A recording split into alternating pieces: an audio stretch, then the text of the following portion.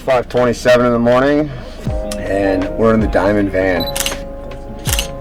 Headed to Chicago right now. Got an exciting journey ahead. I'm going to Chicago to pick up my cousin Eric Lambie, and then we're off to Huntington, Indiana for the Huntington Olympic Distance Triathlon. It's PTO supported, $20,000 prize purse. Wow! I'm super excited to be able to race for some money again. I'm not in the best shape of my life right now, but that doesn't really matter. I've been training pretty consistently, around 15 hours a week. So I got that going, which is nice. But I'm excited to be on the road for another triathlon adventure, and it doesn't really feel like a big pro race. It feels more like a grassroots pro race because I'm in the Dimond van and driving across the country. It's not too far, Indiana. For those who don't know, it goes Iowa, Illinois, Indiana. It is on Eastern time, not Central time, but here we go. We're going to get rolling. Pro meeting at 4 p.m. Road trip time. This kind of came up unexpectedly. It was about 12 days before the race that I heard about it. I have raced 3 other times this year, so a total of 4 times, and I felt like I was in pretty good shape, obviously far from top shape, and a lot of that comes down to my actual training. I've been sitting around a CTL, which for those Training Peaks geeks out there, you can kind of understand that. I've been sitting around a CTL of 55, probably max of 65. Normally I don't start a race unless my bike and run CTL combined is over 100. Well, no sense worrying about it now. Why worry? That being said, I'm a gamer, right? I like to show up and race, and almost all my intensity in my training comes from my swim training. I swim with our masters group. We've got a really good group. We've got a new member who's in med school at DMU. He's an all-American swimmer at Minnesota. Dennis Bennett is my regular swim training partner, has been for the last about 8 years. Dennis is a Masters national champ in the 100 free. And then our coach, Butch, you've seen on some videos, Butch was my club coach when I was in middle school and high school. And so it's nice to have Butch back, and he gets pretty intense during practices. So I get a lot of intensity when we swim. Knowing that there's only a handful of guys that have been training at full intensity, ready to race on short notice, I thought, why not? I'd give it a try. I can drive out there and have a go at it.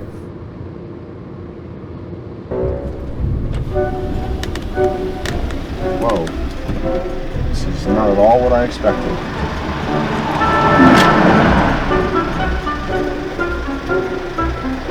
Drive through and pay online?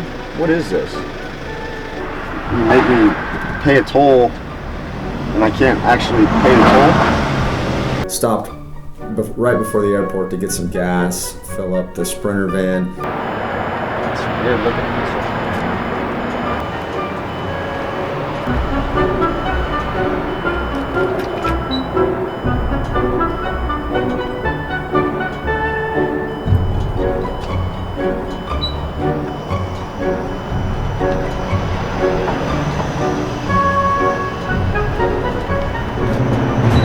You're in the Dimond Sprinter van, 2500 Sprinter van, extended wheelbase, high cab.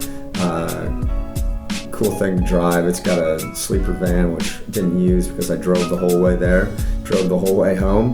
But stopped at O'Hara, got my cousin Eric Lambie. What's up, man? Hey, how's it going? Good. He's back looking for you here. We had breakfast at Wildberry.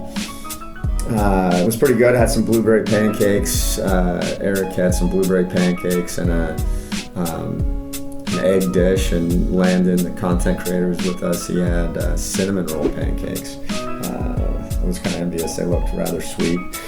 So I did carb load when I was there. I had that breakfast. I had my bag of pretzels in the car, drank some Gatorade. So did most of my carb loading there. We drove the rest of the way to Huntington. I was just a few minutes late to the pro meeting. I apologized to my pros and the race director for that. Ran into some unexpected traffic on the way there. And then went for a ride with Matt Hansen. Matt Hansen is another pro triathlete from Iowa. He just moved this week to the Castle Rock, Colorado, so he can train in closer proximity to his coach, Julie Divins.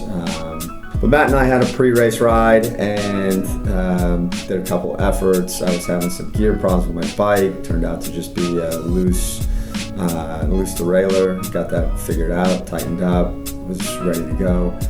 I wanted to put on a new ice chain for the race, ice friction chain, but I ran the oversized Hyper Aero pulley from SLF, and I didn't have a chain long enough. So I still had an ice friction chain. It was just an old one, not a new one on there. So rode with Matt and got the bike ready. We went to dinner at a little local pizza place. I had a weird request of butter noodles with pulled pork on it because that was the only real meat that they had. That was my pre-race meal. It was not enough quantity, so I polished it with nearly an entire package of double stuffed Oreos. Yes, an entire regular size package of double stuffed Oreos. Didn't eat all of them, but as I shared a few with my cousin, but yes, pretty much ate that. Hit the Normatec before bed and got ready to race the next morning.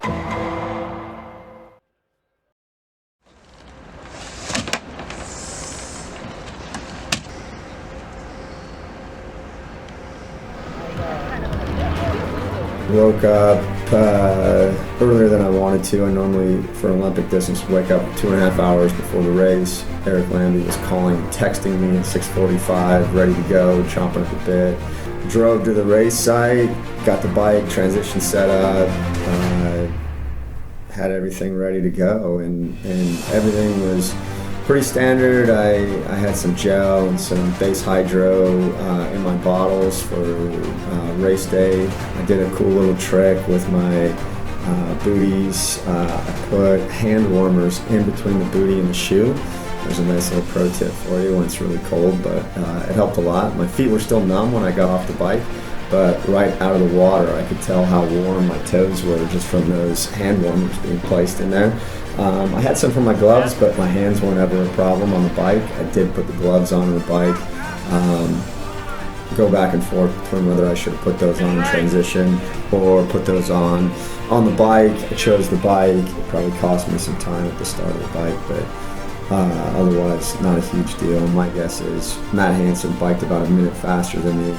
Most of that minute probably happened in the first 10 miles. When I was still getting things together, maybe even more than that. I probably had a better back half of the bike than the front half. We can dive a little deeper into the data to see that, but overall it was pretty evenly split aside from the very first few miles.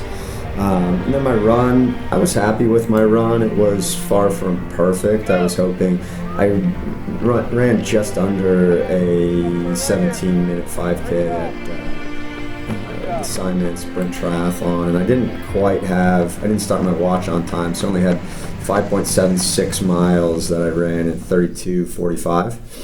I was running around 5:40 to 5:30 splits. There was one good hill, and obviously it was ITU style. It was 4 laps, so distance seemed to be pretty good on that race, as my pace was pretty accurate. 5:36 average pace, average heart rate 157, max heart rate 166. And I ran in the Nike Next Percents, the neon green ones. But that's kind of where I am for fitness right now. I'm kind of enjoying this process. I'm way far removed from being a professional triathlete at this stage, as my focus has really been on the business. So I come in and I work every day, all day. I don't even leave till lunch. I just hang out here and eat my can of tuna. Can of green beans. I'm kind of boring, but I try to work out twice a day. Weekends, I would usually spend a huge amount of time training, and that hasn't been a big focus of mine. I've done way more kids' activities, bike races, travel to bike races, family events, things outside of spending 5, 6 hours, 8 hours, 9 hours sometimes training all day. So it's been a nice change, and because of it, I'm not hurt. I feel pretty fresh. Oh, God, I'm telling you. My dogs are barking today. And I still don't know when the next race will be or what's going to be offered, but it was fun to get out to Huntington, Indiana. Special thanks to the PTO, the Professional Triathletes Organization, for the prize purse for the race up, and to Zach Rubel Racing, Rubel Timing, for hosting the race, because it was cool. And I got to do the race with my cousin Eric Lambie. He did the Olympic distance, won the 40 to 44 age group. That's the same age group I'm in. I was the oldest pro in the race by quite a bit. Matt Hansen was the second oldest at 35, so 5 years on Matt seemed fairly appropriate as the old man in the group. I'm 37. What? I'm 37. I'm not old. But yeah, I mean, it was fun to get out there and mix it up. I wish I could have been a little bit more competitive, but you know, the real story is what you've been doing the last 90 days, and I've not been focusing on training a ton the last 90 days, but it's still a part of my life, and still a huge part of my lifestyle. So. All right, well, it is 7:25 p.m. Made the nearly 8-hour drive from Huntington, Indiana, back to Des Moines. We are here. 7th place finish for me today. It wasn't quite as good as I was hoping to do, but it was still a pretty good race for me. $700 in prize purse. Spent almost $100 on the hotel room. About $100 in gas, and probably another $50 to $80 in food over the couple days. And the cool part about that is I'm 40, and part of the reason Eric did this race with me was we went back, and on Sunday, the day after the race, our grandfather turned 90. So it actually wasn't his birthday. His birthday is October 7th, but his 90th birthday, so we had a party. He's Norwegian, so we had a big Norwegian feast. Kringla, lefse, and kumla. And then his favorite raisin cream pie for dessert. So Grandpa celebrated 90 years, and Eric got to be there in person, while most of the rest of our family joined via Zoom. Didn't start this sport to become a millionaire, and I'm not leaving this sport with the expectation of being a millionaire as a professional triathlete, but it was fun to get out and race for some money, and come home with more than I left with. So thank you for those that helped make that possible.